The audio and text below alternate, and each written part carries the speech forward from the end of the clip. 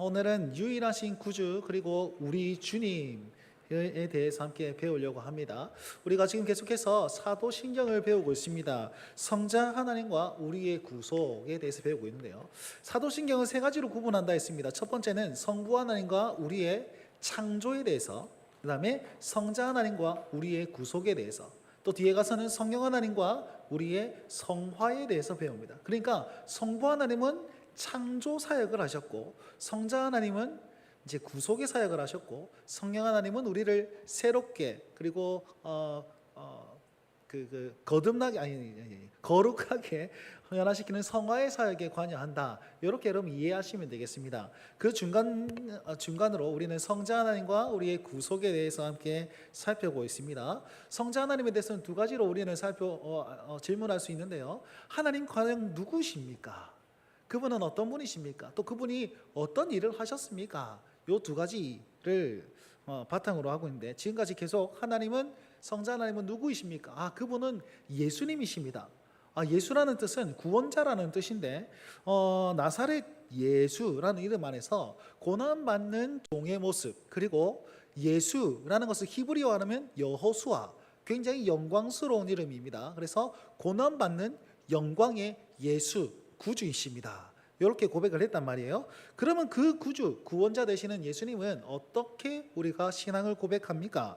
그분은 유일하신 구주이십니다. 다른 분이 있다 없다? 없다. 그분만이 유일한 구원자가 되시고 완전한 구주이십니다를 믿습니다. 플러스 알파가 필요합니까? 안 필요합니까? 더 이상 필요 없습니다. 오직 믿음으로 말미암아서 우리는 구원 얻을 수 있습니다. 그 길을 내신 분이 바로 예수님, 나의 구주가 되십니다. 이런 고백을 이 예수라는 이름 안에 포함하고 있다고 했습니다.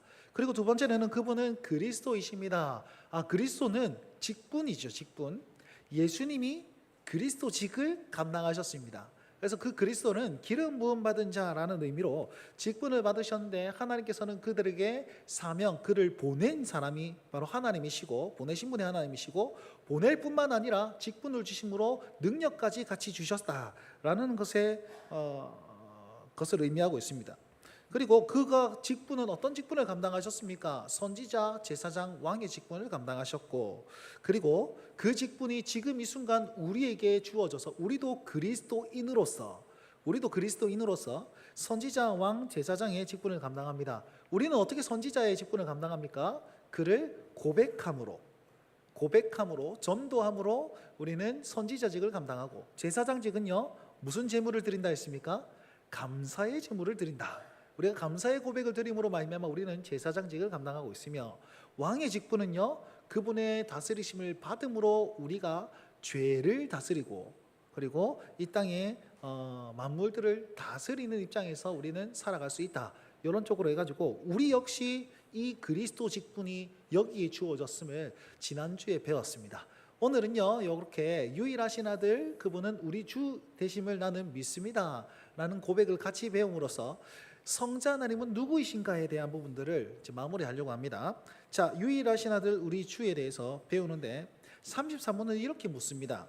우리도 아들인데 왜 예수님이 유일한 아들입니까? 그렇지, 우리도 하나님의 자녀가 되었는데 왜 그분만 유일합니까? 네, 여기서 유일하다는 뜻은 본질적으로 영원하신 아들은 한 분이시다라는 의미라는 것을 얘기하는 것이고, 33문에 왜 우리 주라고 부릅니까? 네, 이유는 그분은 우리의 구원자이시며 우리의 통치자이시기 때문입니다 라고 답변합니다.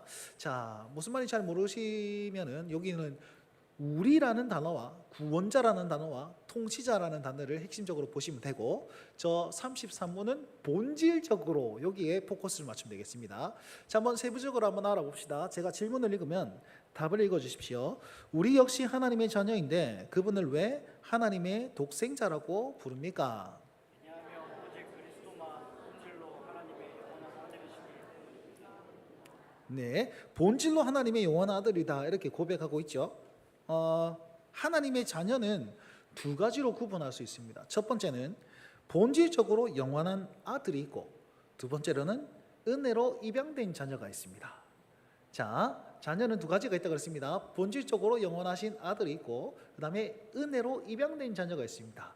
우리는 저기 보시면 답에 보시면 그냥 본질적으로 우리는 하나님의 영원한 아들입니다라고 그리스도만 얘기하고 있지만, 예수님만 얘기하고 있지만, 적용적으로 교리문답은 우리에게 더 깊은 것을 가르쳐주고 있습니다. 우리의 존재도 어떤 존재인지를 계속 가르쳐주고 있는 겁니다. 여러분, 우리가 사도신경의 예전 구우 버전에 보면 우리 뭐라고 고백했을까요? 독생자라고 하지 않고 외아들이라고 합니다. 유일하신 아들이라 표현하지 않고 우리는 외아들이라고 표현했습니다. 어떻게 보면 이 외아들이라는 단어는 틀린 단어입니다. 틀린 단어. 이유가 뭡니까? 외아들은 아들이 하나다는 거예요. 하나님 딸이 있으면 어떻게 됩니까? 딸이 셋 있어도 아들이 하나면 외아들이에요. 맞죠? 독생자는 뭐예요? 자녀 중에 하나밖에 없다는 이런 뜻입니다.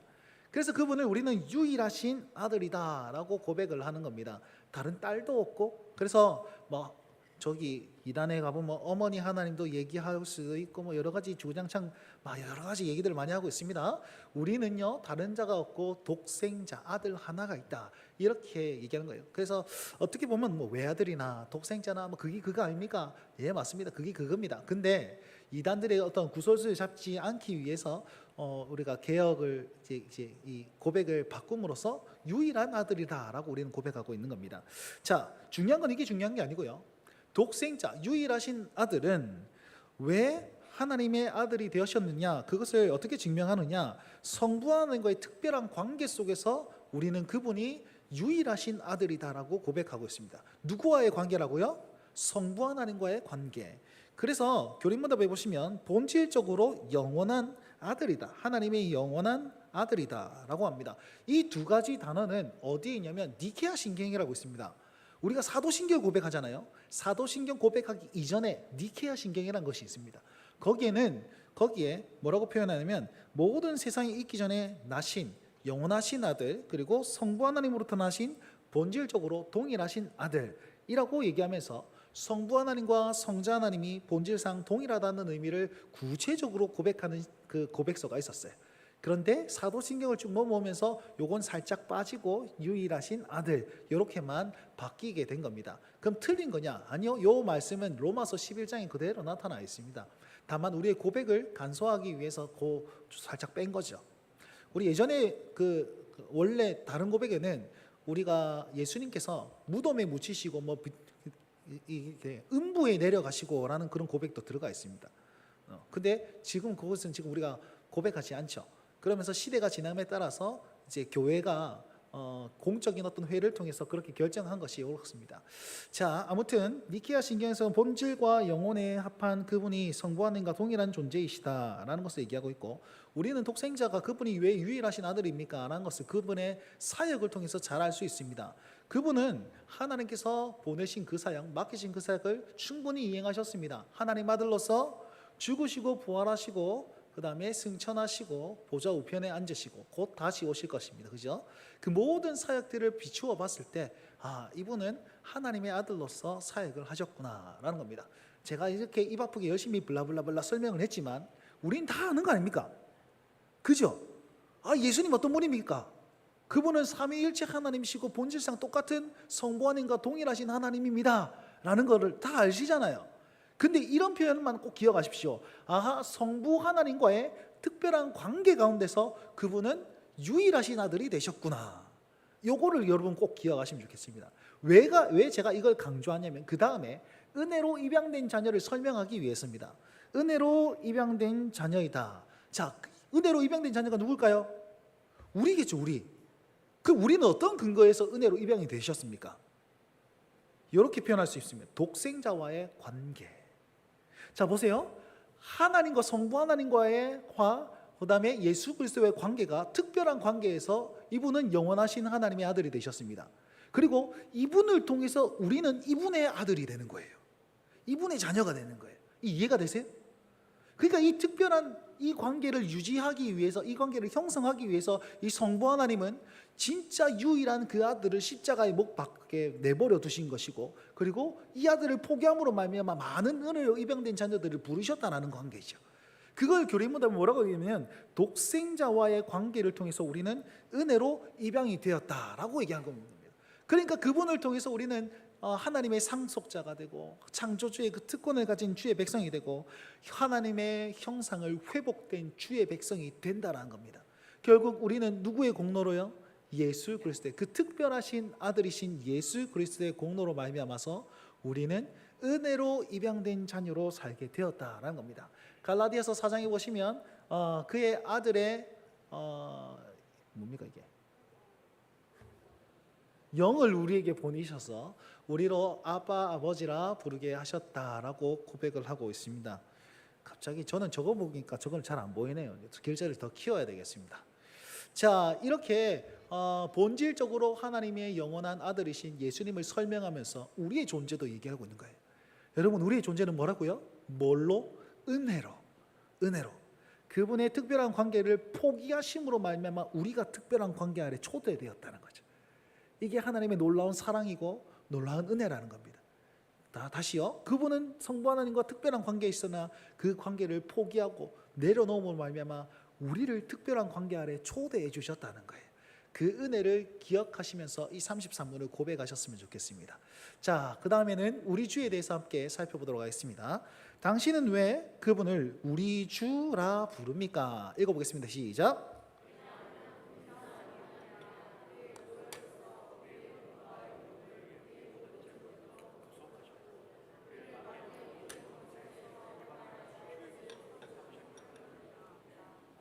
아멘. 오늘은 보니까 눈을 이렇게 찡그려서 보시는 분이 좀 덜하네요. 조금 키웠습니다.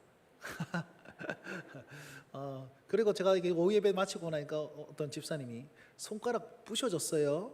기부스 하셨어요. 그런데 이거 마우스 이 누르면 넘어갑니다. 이렇게. 네. 손가락 부서진 거 아닙니다. 관심 감사합니다. 자, 주라고 부르죠. 주. 우리는 주님이라 부릅니다. 자, 주라는 의미 안에서는 두 가지 의미가 있어요. 첫 번째는 그분은 우리의 구원자이십니다. 주님이십니다. 이런 뜻입니다. 그래서 우리의 몸과 영혼의 모든 죄로부터 그분이 구속하셨기 때문에 우리는 예수를 주님이라고 부릅니다. 두 번째는 그분은 우리의 통치자이십니다. 라는 것이 주라는 용어 안에 포함되어 있는 거죠. 마귀의 권세와 마귀와 사탄의 모든 권세 아래서 우리를 해방하여 주시고 우리를 지켜주시고 보호하시는 그 통치자이십니다. 자, 주님이란 뜻 두 가지 뭐라고요? 구원자, 통치자. 네, 이런 것은 한번 좀 기억해 주시면 좋겠습니다. 누가 갖고 왜 주님이라 부르나? 왜 예수님이라 안 부르고 주님이라 부르나? 그렇게 얘기하면 이렇게 얘기하면 됩니다. 좀 얘기 못 하겠으면 일단 목사님한테 전화해 볼게요. 여러분 저한테 전화 주시면 되고요. 자, 그리고 주라는 영어를 좀 더 세부적으로 한번 살펴보면요. 로마 시대에는 이 주라는 용어가 황제에게만 쓰였습니다. 그리고 황제를 신으로 추대하는 그런 어떤 일들을 했었고, 구약 시대에는 우리 하나님의 이름을 대신해서 주라는 의미를 썼습니다. 히브리어 아도나인가 막 그러는데 이 하나님의 이름을 정말 거룩하신 분이라 가지고 그걸 그냥 하나님 이렇게 쓰지 못했단 말이에요. 그래서 구약 성경에 보면 하늘이여 이렇게 얘기하는데 하늘이여 진짜 저 하늘이 아니고 하나님이여 라는 것을 비유적으로 표현한 그런 용어입니다. 그래서 성경을 보면 성경 우리가 그때 지금은 복사하면 되겠지만 그때 필사했지 않습니까? 성경을 필사할 때 서기관들이 그 제사장들과 서기관들이 하나님의 이름이 나타나면 가고 밑에 갖고 목욕 딱 하고 새 옷을 입고 새 붓을 가지고 하나님 딱 쓰고 또 쓰다가 또 하나님은 또 목욕하고 또 새 옷 갈아입고 새 붓을 입고 또 하나님 이렇게 하나님을 정말 거룩하고 정말 의미 있게 그 이름을 썼단 말이에요. 그러니까 함부로 얘기를 못하니까 주님이십니다 라는 것으로 하나님을 대신해서 사용하는 용어가 바로 주라는 용어입니다. 그냥 신약시대 지금 우리가 살고 있는 이 신약시대는 어떻습니까? 성부 하나님과 동일한 그리스도 예수 그리스도 그분을 가리켜서 우리는 주님이라고 부릅니다. 왜요? 그분이 우리의 유일한 구원자 완전한 구원자가 되시고 그분이 우리 인생을 통치하시는 통치자가 되시기 때문에 우리는 그분을 마땅히 주님이라고 고백합니다. 그래서 우리가 주여라고 외치면서 고백하는 그곳에서는 주님 이 문제의 구원자가 되시며 나의 인생의 구원자가 되십니다. 주님 이 문제의 통치자가 되시고 이 모든 환경 가운데 통치자가 되시기 때문에 하나님 전능하신 분입니다 라는 그 모든 의미가 포함되면서 우리는 주여라고 부르며 삽니다. 그러니까 이 주라는 의미를 기억하시면서 고백할 때에 여러분 알고 고백하는 것과 모르고 고백하는 것 차이가 엄청납니다. 그러니까 주여라고 할 때 주님 나의 구원자시죠. 주님 나의 통치자가 되십니다. 주님 나를 바르게 인도하소서. 이 손 붙잡고 잘 이끌어 주옵소서. 주여라고 고백하시면 되겠습니다. 그게 참 좋은 고백 아니겠습니까? 자, 그런데 이 사도신경은 그냥 주여라고 하지 않습니다. 그리고 나의 주여라고 않습니다. 뭐라고 고백하죠? 우리 주라고 얘기합니다. 우리 주. 자, 구원자, 통치자로서 우리의 소유를 삼으신 분. 그래서 주님은, 우리 예수님은 내가 순종해야 될 분입니다라는 그런 헌신의 고백도 포함되어 있고요. 앞서 말씀드린 대로 왜 나의 주라고 고백하지 않습니까? 왜 우리 주라고 고백합니까? 라고 얘기하면 이건 공동체적 고백이기 때문입니다. 다른 말로 하면 이건 교회의 고백입니다. 우리는 같은 구원자로 구원을 받았고 또 우리의 통치자가 됩니다. 우리 교회의 통치자가 되십니다. 그리고 함께 순종해야 될 분이 바로 이 예수 그리스도 주님이십니다. 우리 같은 고백을 하는 거예요. 우리가 같이 이 하나님을 섬깁니다. 같은 통치자 아래서 같은 길을 걸어가고 있습니다. 같은 구원자에서 우리는 한 몸이 되었습니다. 그러니까 우리의 주님이십니다 라고 하면 나의 주님일 뿐만 아니라 우리 모두의 주님이시니까 우리가 같은 곳, 같은 마음, 같은 뜻으로 우리가 걸어 나아가야 될 그분이 우리를 이렇게 이끌어 가신다라는 공동체 교회의 고백이라는 사실을 기억하면서 우리가 매주일 같이 이분을 고백하지 않습니까? 주님 우리의 주님이십니다 라는 말은 우리의 예배를 받으시고 이 예배를 주님께서 이끄시는데 우리 모두를 함께 이끄십니다 라는 그런 공동체적인 고백임을 기억하면서 이 고백을 정말 귀하게 여기시고 함께 고백하실 수 있길 간절히 바랍니다. 그래서 33문 보시면요, 교리문답은요 하나님에 대해서만 가르치는 게 아니고 그분을 가르치면서 우리의 존재를 같이 가르치는 거예요. 그분은 그리스도이십니다. 그분은 직분받은 하나님의 사람입니다. 근데 그 직분이 우리에게 주어졌습니다. 그분은 본질상 하나님의 영원하신 아들입니다. 근데 그 영원하신 아들을 포기하면서까지 우리를 초대해 주셨습니다. 그분은 주님이십니다. 그런데 우리 모두의 주님이 되십니다. 이렇게 하면서 그냥 하나님만 소개하는 것이 아니고 우리가 어떤 존재가 되었느냐, 우리가 어떤 모습으로 살아야 되느냐, 이거를 구체적으로 가르쳐주고 있는 것이죠. 사랑하는 성도 여러분, 그 유일하신 아들 예수 그리스도로 말미암아 우리는 특별한 관계 아래서 은혜로 입양된 자녀가 됐음을 믿고 그분이 우리의 교회의 통치자가 되시고 구원자가 되시며 우리가 순종해야 될 분임을 기억하면서 이번 한 주 동안 그분의 부르심 아래서 그분의 손길 아래서 우리가 순종하며 나아가실 수 있는 그런 은혜의 사람들 되시길 주의 이름으로 축원드립니다.